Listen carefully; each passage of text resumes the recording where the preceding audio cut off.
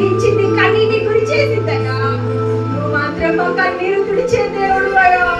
నీ వైపు చూస్తున్నావు యేసయ్యా. నీ సహాయం మాకు దయచేయండి అయ్యా. అయ్యా భూమి మీద చూసినా అయ్యా, ఎటు చూసినా మాకు సహాయం లేదేసయ్యా. ఈ లోక సహాయం కొద్ది కాలమే కదయ్యా. ఈ సహాయం మాకు కావాలేసయ్యా.